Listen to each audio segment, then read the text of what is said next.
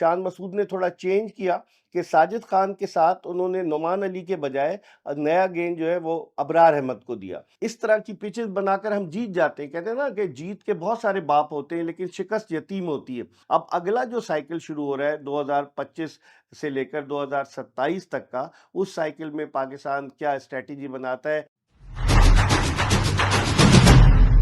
बिस्मिल्लाहिर्रहमानिर्रहीम, अस्सलाम वालेकुम। अपने यूट्यूब चैनल MIB स्पोर्ट्स पर मैं हूं मिर्ज़ा इकबाल बेग।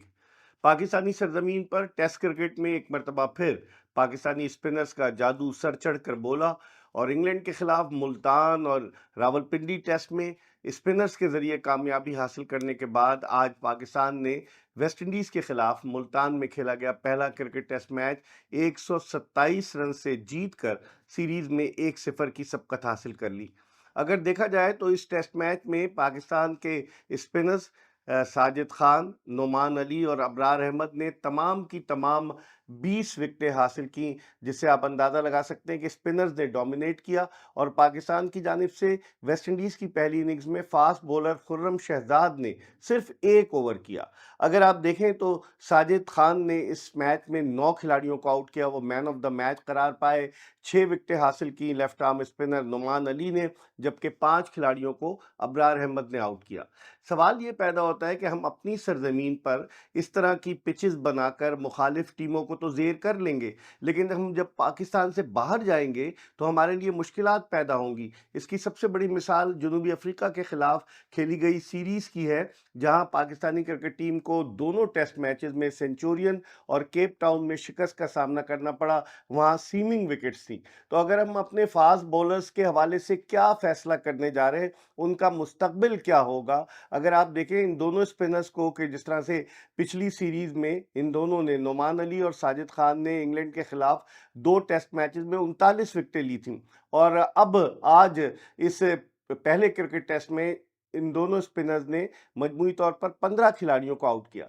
लेकिन इस वक्त नुमान अली की उम्र 38 बरस है, साजिद खान की उम्र 31 बरस है।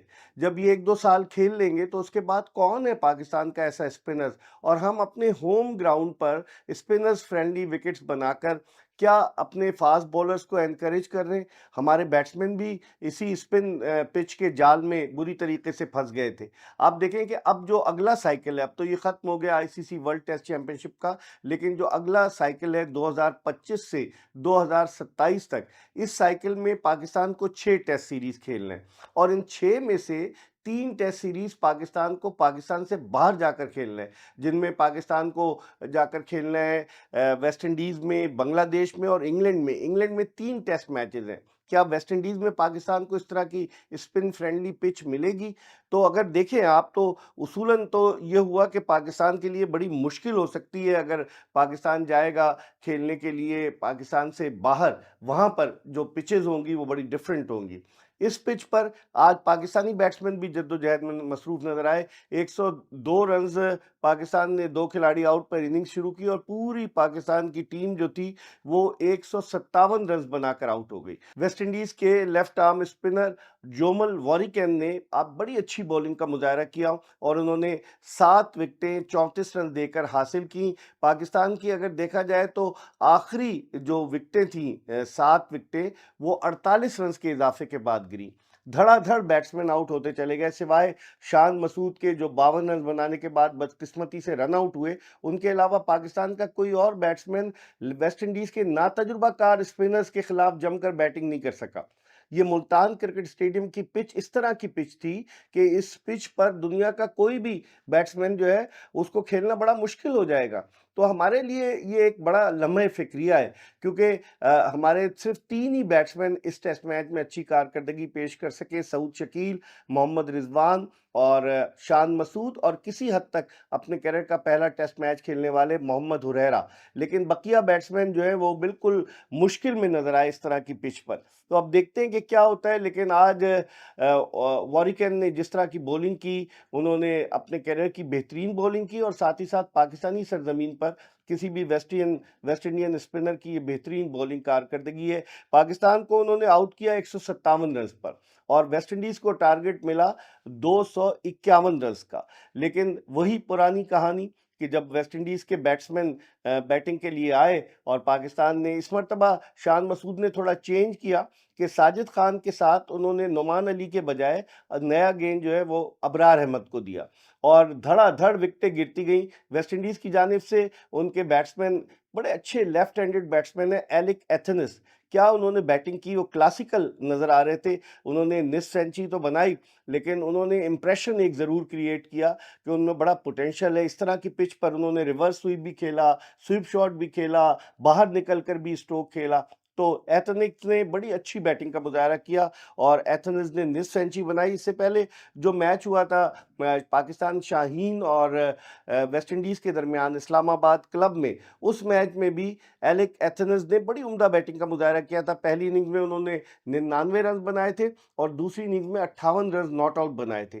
तो एक वो ऐसे बैट्समैन नजर आए कि जो पाकिस्तानी स्पिनर्स का मुकाबला करते हुए दिखाई दिए। वेस्ट इंडीज़ के कप्तान क्रेग ब्रैथवेट के जिनको 97 टेस्ट मैचेस का तजुर्बा हासिल है, वो दूसरी इनिंग्स में भी बुरी तरीके से नाकाम रहे और उनके नातजुर्बाकार खिलाड़ी थे। उसके बावजूद वेस्ट इंडीज़ की टीम जो है उसने फाइट की। एथनिस जब सिंक्लेयर के साथ खेल रहे थे तो ऐसा लग रहा था कि वेस्ट इंडीज़ जो है वो यकीनन आगे की तरफ जाएगा और पाकिस्तान को टफ टाइम देगा, लेकिन फिर 3 विकेटें धड़ाधड़ गिर गई और 123 रन्स पर ऑल आउट हो गई वेस्ट इंडीज़ की पूरी टीम। अपनी दूसरी इनिंग्स में साजिद खान ने जो है बड़ी अच्छी बॉलिंग का मुजाहरा किया। उन्होंने वेस्ट इंडीज़ की दूसरी इनिंग्स में जो है वो 4 खिलाड़ियों को आउट किया, 5 खिलाड़ियों को आउट किया। तो साजिद खान जो है वो ज़बरदस्त स्पिनर के तौर पर सामने आ रहे हैं, हालाँकि वक़्त उनका गुज़रता चला जा रहा है। इसी तरीके से जो है अबरार अहमद ने वेस्ट इंडीज़ की दूसरी इनिंग्स में 4 विकेटें हासिल की। तो ये टेस्ट मैच तो अपने इख्तिताम को पहुँचा, लेकिन पाकिस्तान के लिए लम्हे फ़िक्रिया है कि इस तरह की पिचेज़ बनाकर हम जीत जाते हैं। कहते हैं ना कि जीत के बहुत सारे बाप होते हैं, लेकिन शिकस्त यतीम होती है। इस तरह की पिचेस बनाकर हम जीत तो जाएंगे, लेकिन फिर आइंदा के लिए हम क्या सोच रहे हैं। जैसे हमने आपको बताया कि जो अगला साइकिल है आईसीसी टेस्ट चैंपियनशिप का, उस साइकिल में पाकिस्तान ने 7 टेस्ट मैचेस पाकिस्तान से बाहर जाकर खेलने, 3 इंग्लैंड के खिलाफ, 2 बांग्लादेश के खिलाफ और 2 वेस्ट इंडीज के खिलाफ। क्या पाकिस्तान को वहां इस तरह की विकेटें मिलेंगी, ये भी सोचने वाली बात है। और यकीनन पाकिस्तान ने फतह तो हासिल की। अब दूसरा टेस्ट मैच जो शुरू हो रहा है और जो बताया जा रहा है कि जिस पिच पर ये पहला टेस्ट हुआ उसके बराबर वाली पिच पर दूसरा टेस्ट मैच खेला जाएगा। और दूसरे टेस्ट मैच में पाकिस्तान क्या तब्दीली करता है। वेस्ट इंडीज़ ने यकीनन इस टेस्ट मैच से बहुत कुछ सीखा होगा। उनके खिलाड़ी जैसे पाकिस्तानी स्पिनर्स के खिलाफ खेल रहे थे, ऐसा लग रहा था कि उनको स्पिनर्स को खेलने का कोई तजुर्बा ही नहीं है और यही हुआ कि उनकी विकेटें धड़ाधड़ गिरती चली गई।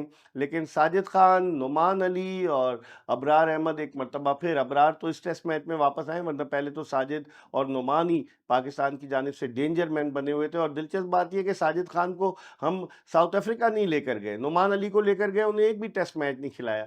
अब क्या होगा मुस्तकबिल में, स्ट्रैटेजी क्या होगी, पाकिस्तान की प्लानिंग क्या होगी, क्योंकि अब तो आईसीसी टेस्ट चैंपियनशिप का साइकिल ये खत्म हो गया। पाकिस्तान 8वें, वेस्ट इंडीज 9वें नंबर पर है। अब अगला जो साइकिल शुरू हो रहा है 2025 से लेकर 2027 तक का, उस साइकिल में पाकिस्तान क्या स्ट्रैटेजी बनाता है। शान मसूद ने कप्तानी अच्छी की, उनके पीछे लोग लगे हुए हैं, लेकिन उन्होंने रन्स भी बनाए, 52 रन एक मुश्किल विकेट पर। तो अब देखते हैं कि आइंदा आने वाले दिनों में यकीनन शान मसूद ही एज ए कैप्टन नजर आएंगे।